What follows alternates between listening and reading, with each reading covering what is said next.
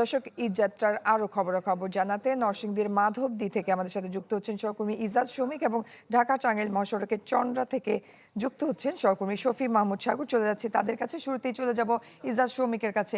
ইজাজ, কেমন দেখছেন চিত্রটা, জানাবেন ঈদ যাত্রার।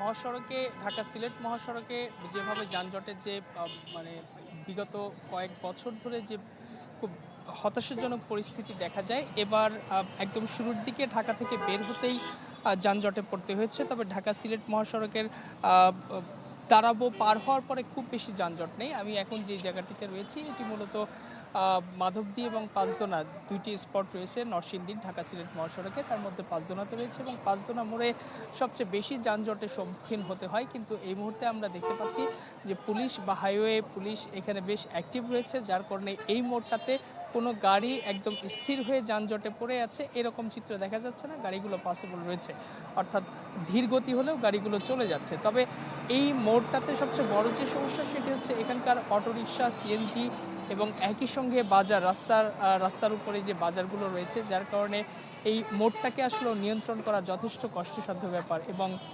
পুলিশের তৎপরতা একটু যদি ঢিল হয় তবে সেক্ষেত্রে দেখা যায় যে এই যে অটোরিকশাগুলো মেন রাস্তায় দাঁড়িয়ে থাকে, গাড়ির যানজট তৈরি হয়, বড় একটা যানজট তৈরি হয়।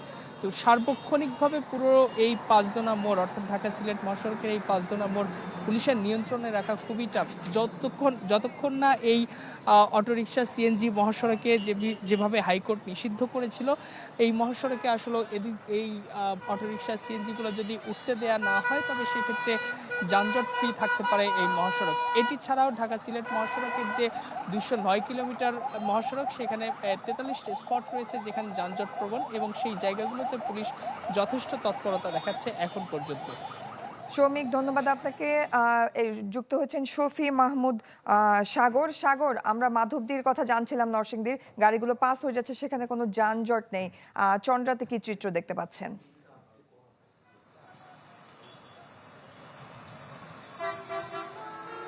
জয়ী, গাবতলী থেকে চন্দ্রা পর্যন্ত আমরা যখন আসি সেখানে আমরা দেখতে পেয়েছি যে কিছু বাজার বা যেই জায়গায় জনসমাগম বেশি ছিল সেই সকল এলাকায় কিছুটা যানজট ছিল।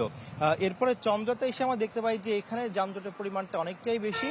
আপনি দেখতে পাচ্ছেন যে সামনে যে সড়কটি রয়েছে সেই সড়কে অনেকগুলো বাস তারা দাঁড়িয়ে আছে, এবং যেহেতু একটি লেন এই বাসগুলো দ্বারা দখল মতো অনেকটা আছে, বন্ধ হয়ে আছে, যার ফলে কিন্তু এই চাপটি বাকি যে লেনগুলো আছে সেই লেনগুলোতেও পড়েছে।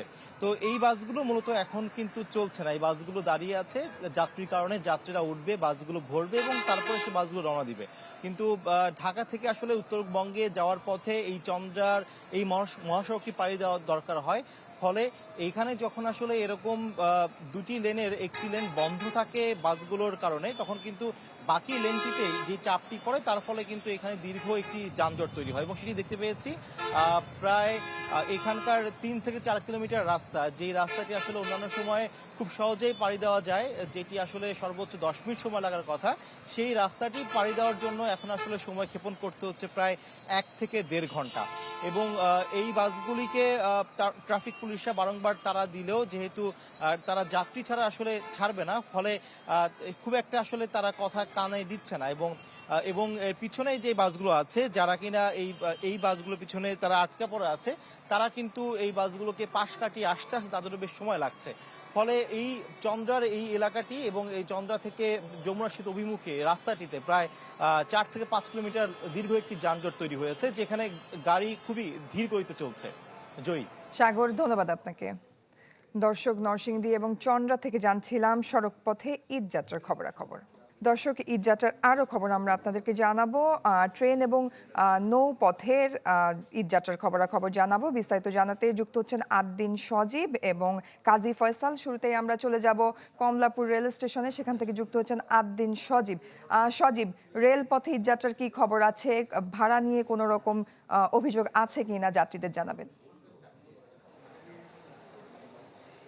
সকাল থেকে আমরা যে চিত্রটা দেখছিলাম যে অনেক বেশি যাত্রী এবং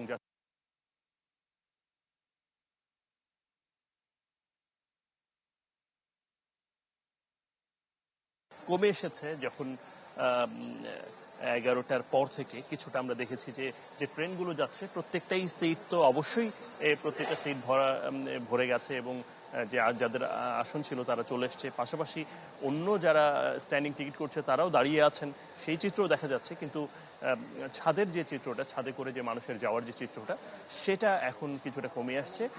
যদিও এই এখন যে জয়ন্তিকা এক্সপ্রেস সহ আরও তিনটি ট্রেন 11:15টায়, 11:30টায় এবং কাছাকাছি সময়ে আরও দুটো ট্রেন যাওয়ার কথা রয়েছে রাজশাহী সহ বিভিন্ন স্থানে ঢাকার ছেড়ে যাবে এই ট্রেনগুলো। এবং আপনি জানেন যে আজকে 44টি আন্তনগর ট্রেন যাচ্ছে, যার সঙ্গে আরও 3টি বিশেষ ট্রেন, 3 জোড়া বিশেষ ট্রেন যেগুলো ঢাকা ছেড়ে যাবে ঈদ যাত্রাকে সহজ এবং সুন্দর করার জন্য, নির্বিঘ্ন করার জন্য। যদিও আমরা এখনো পর্যন্ত তেমন একটা বিলম্বের খবর পাইনি, তবে যে ট্রেনটি নীলসাগর এক্সপ্রেস, যেটা উত্তরবঙ্গগামী একটি ট্রেন, সেটি 45 মিনিট দেরিতে ছেড়ে যাওয়ার কথা জানিয়েছেন স্টেশন ম্যানেজার আমাদেরকে। এবং একজনকে কমলাপুর রেলওয়ে স্টেশন থেকে আটক করার কথা আমরা শুনেছি, যিনি তার টিকিটটি, তার নিজের নামে কেনা টিকিটটি তিনি একাধিক জনের কাছে ফটোকপিগুলো বিক্রি করেছেন, এই ধরনের খবর আমরা জেনেছি। এবং তাকে আটক করা হয়েছে, রেলওয়ে পুলিশ আটক করেছেন। এবং এরপরে আমরা অন্য যে চিত্রটা দেখছি সেটা মোটা দাগে স্বস্তির বলাই যায়। সজীব, ধন্যবাদ আপনাকে। দর্শক, আমাদের আরেক সহকর্মী কাজী ফয়সাল দেখতে পাচ্ছি যুক্ত হয়েছেন আমাদের সাথে সদরঘাট থেকে। ফয়সাল, আমরা রেলপথের ঈদযাত্রার খবর জানছিলাম, নৌপথের খবর জানাবেন আপনি।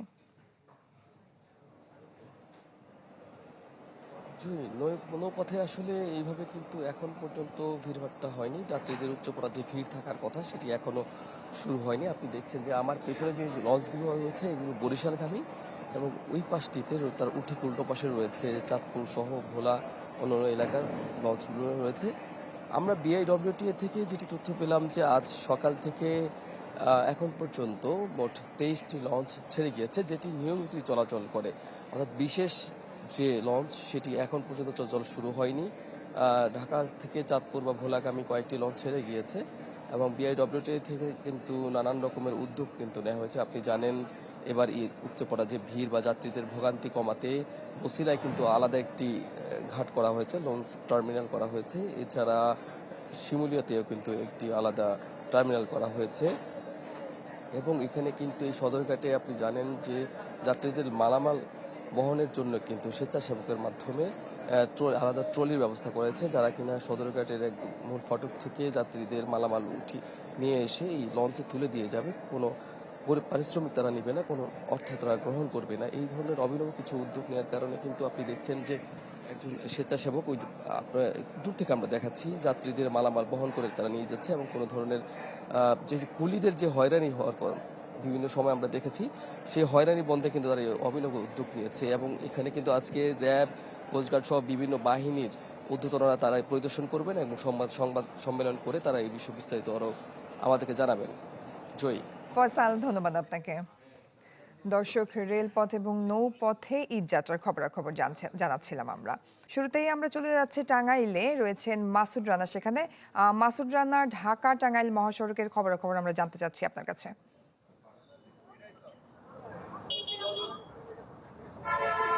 জয়ী, গত 24 ঘন্টার হিসাব অনুযায়ী টাঙ্গাইলের যমুনা সেতু রয়েছে, সেই যমুনা সেতু দিয়ে প্রায় 36,658টি গাড়ি পারাপার হয়েছে।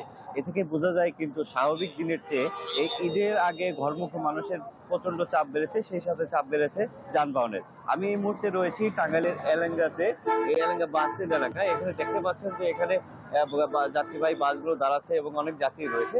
আমি সকাল থেকে এই বাস স্ট্যান্ড এলাকায় রয়েছি। এখানে সকাল থেকে কিন্তু দেখেছি এই ঢাকা টাঙ্গাইল মহাসড়কে ব্যক্তিগত যানবাহনের পাশাপাশি খোলা ট্রাকে করেও কিন্তু মানুষজন, ঈদের ঘরমুখ মানুষজন কিন্তু বাড়ি ফিরছেন। আমি এর আগে এখানে টাঙ্গাইলের যে পুলিশ সুপার রয়েছেন তার সাথে কথা বলেছি, তিনি জানিয়েছেন ঈদে ঘরমুখ মানুষের যাত্রা নির্বিঘ্নে করতে যানজট নিরসনে তারা ব্যতিক্রম কিছু উদ্যোগ নিয়েছেন। এর মধ্যে এলেঙ্গাতে যাতে কোনো ধরনের যানজট বা মানুষের ভোগান্তি না হয় সেজন্য তারা কিন্তু একটি বাস ব্রেক করে রেখেছেন। এবং পরবর্তীতে এলেঙ্গা থেকে যমুনা সেতু পর্যন্ত যে প্রায় 14 কিলোমিটার জায়গা রয়েছে, এই 14 কিলোমিটার অংশের যে মহাসড়ক উন্নতকরণ যে কাজ চলছে, সেই কাজের কিন্তু এখন পর্যন্ত শেষ না হওয়ায় অনেকটা ভোগান্তির আশঙ্কা করছেন যাত্রী এবং চালকরা। তবে ঠিকাদার প্রতিষ্ঠান যারা রয়েছেন, ঠিকাদার প্রতিষ্ঠানের যে কর্মকর্তা রয়েছেন তারা জানিয়েছেন যে ঈদকে সামনে রেখে তারা এলাঙ্গা থেকে যমুনা সেতু পর্যন্ত 2 লেনে তারা এই মহাসড়কের চলাচলের জন্য উপযোগী করে দিয়েছেন, যাতে এই ঈদে ঘরমুখ মানুষ যারা রয়েছেন তারা যেন সুন্দরভাবে নির্বিঘ্নে বাড়ি ফিরতে পারেন। আর এখন পর্যন্ত এই মহাসড়কে কোনো ধরনের যানজট বা দীর্ঘদিন দেখা দেয়নি, এখন পর্যন্ত গাড়ি চলাচল স্বাভাবিক রয়েছে। এ ছিল টাঙ্গাইলের সর্বশেষ তথ্য। জয়ী। মাসুদ রানা, ধন্যবাদ আপনাকে। দর্শক, এবার সাভারের খবরাখবর জানাতে আমাদের সাথে যুক্ত হয়েছেন সহকর্মী অপু ওহাব। অপু, আমরা টাঙ্গাইলের খবরাখবর জানছিলাম, আপনার কাছে সাভার থেকে কি খবর আছে জানাবেন।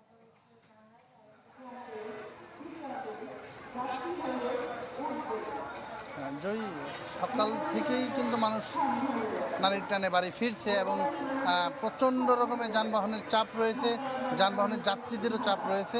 আমরা যেটা লক্ষ্য করেছি, ঈদের ছুটি, সরকারি ছুটি শুরু হয়েছে আজকে থেকে, কিন্তু গতকাল বিকেল থেকে আসলে এই চাপটি শুরু হয়েছে। তো আজকে হচ্ছে কর্মদিবস শেষে এই শিল্পাঞ্চল যে সাভার এবং আশুলিয়ার অনেক পোশাক কারখানা ছুটি দেওয়া হবে এবং আগামীকালও কিন্তু অনেক কারখানা ছুটি দেওয়া হবে। তো এই পোশাক কারখানাগুলো ছুটি হলে আসলে এই শিল্পাঞ্চলের যে ঈদের ছুটি, ঈদের যে আমেজ, সেটি প্রকাশ হচ্ছে না। আমরা দেখেছি ছোট পথ ধরে বা গ্রামের যে পথ দিয়ে মহাসড়কে আসে, সেই পথগুলো কিন্তু একদমই লোক, অর্থাৎ মহাসড়কের দিকে একজন মানুষ বাড়িতে ফেরার জন্য রওনা দিলে কিন্তু বোঝা যায় যে তার ব্যাগ দেখে বা তার যে আনুষঙ্গিক জিনিসপত্র সেগুলো দেখে আসলে বোঝা যায়। তো মানুষ ফিরছে, তার যে আনুষঙ্গিক জিনিসপত্র সেগুলো দেখে আসলে বোঝা যায়। তো মানুষ ফিরছে এবং মহাসড়কের অবস্থা যদি বলি, আমি ঢাকা টাঙ্গাইল অর্থাৎ আবদুল্লাপুর বাইপাইল মহাসড়ক, নবীনগর চন্দ্রা এবং ঢাকা আরিচা মহাসড়ক, এই 3টি মহাসড়কেই কিন্তু আমি ঘুরে দেখেছি যে যানবাহনের যে চাপ রয়েছে এবং বিশেষ করে যাত্রীবাহী বাস এবং ব্যক্তিগত গাড়িগুলো, এগুলো কিন্তু পরিপূর্ণ হয়ে যাচ্ছে। কিছু কিছু ক্ষেত্রে ভাড়ার ব্যাপারে অতিরিক্ত ভাড়া আদায়ের কথা আসছে এবং ভাড়া অভিযোগ করছিলেন যে অতিরিক্ত ভাড়া নিচ্ছে। আমরা কিন্তু বাস্তবতাও দেখেছি, ধরো নবীনগর থেকে আরিচা পর্যন্ত বা পাটুরিয়া পর্যন্ত 100 টাকা নর্মাল দিনে ভাড়া, আজকে কিন্তু 150 বা 200 টাকা পর্যন্ত নেওয়া হচ্ছে। এভাবে প্রতিটি ক্ষেত্রে কিন্তু অতিরিক্ত ভাড়া আদায়ের যে একটি অভিযোগ, সেটি পাওয়া যাচ্ছে। জয়ী। অপু, ধন্যবাদ আপনাকে। দর্শক, সাভারের খবর আমরা জানছিলাম। এবার নোয়াখালী থেকে ঈদযাত্রার খবর জানাতে যুক্ত হয়েছেন সহকর্মী হাসিব আল আমিন। হাসিব, আমরা জানি যে নোয়াখালীর হাতিয়ায় ঝড়ের কবলে ট্রলার উল্টে গিয়েছে, তো সেখানকার খবরাখবর আমাদেরকে জানাবেন আপনি। আমি এই মুহূর্তে অবস্থান করছি নোয়াখালীর চেয়ারম্যান ঘাট এলাকায়। এখান থেকে মূলত প্রায় সারা দেশ থেকে হাতিয়ার সাথে যে যোগাযোগটা সেটা চলতে থাকে। এখান থেকে প্রায় 7.5 লাখের মানুষের এই প্রবেশ পথটাই হচ্ছে এই এলাকায়। গতকালকে যে ঘূর্ণিঝড় হয়েছিল, কালবৈশাখী ঝড় হয়েছিল, সেই ঝড়ে এই প্রভাব পড়েছে এই ঘাটে। ইতিমধ্যে এই ঘাটে যে একটা ফেরি রয়েছে, সেই ফেরিটি চরে উঠে গিয়েছিল ঝড়ের কবলে পড়ে। এছাড়াও এমবি ফারহান নামের একটি লঞ্চ রয়েছে, সেটিও এই ঝড়ের কবলে পড়ে মূলত সেটিও এখন অনেকটা বিকল হয়ে পড়ে আছে। সেখানে সেচ পদ্ধতির মাধ্যমে তার ইঞ্জিন থেকে পানি বের করছে। তবে গতকাল রাত থেকে অপেক্ষা করা এই ফেরিতে যাওয়ার জন্য হাতিয়ার মানুষজন, যারা ঈদে বাড়ি ফেরার জন্য প্রিয় মানুষের সাথে ঈদ কাটাতে এসেছেন হাতিয়ায়, কিন্তু ফেরিতেই তাদের অপেক্ষা হচ্ছে দীর্ঘক্ষণ, প্রায় 24 ঘন্টার মতো অনেকে অপেক্ষা করছেন। যে মালবাহী পণ্যবাহী যেগুলো রয়েছেন, মোটরসাইকেল সকালবেলা এসেছেন, তারা অপেক্ষা করছেন কখন ফেরি ছাড়বে। এই ফেরিটি যখন জোয়ার হয়েছিল, যখন কালবৈশাখী ঝড় হয়েছিল, তখন চরে উঠেছিল বিধায় তখন মূলত আটকা পড়েছে সবাই। যাত্রীরাও এখনো তাদের এখানে আমরা দেখেছি পণ্যবাহী ট্রাক রয়েছে এবং ফেরি মহানন্দার জন্য অপেক্ষা করছেন। এখানে যে পল্টনটা রয়েছে সেটিও মূলত আসিফ, ধন্যবাদ আপনাকে। দর্শক, ঈদ যাত্রার খবর জানছিলাম আমরা টাঙ্গাইল, সাভার এবং নোয়াখালী থেকে।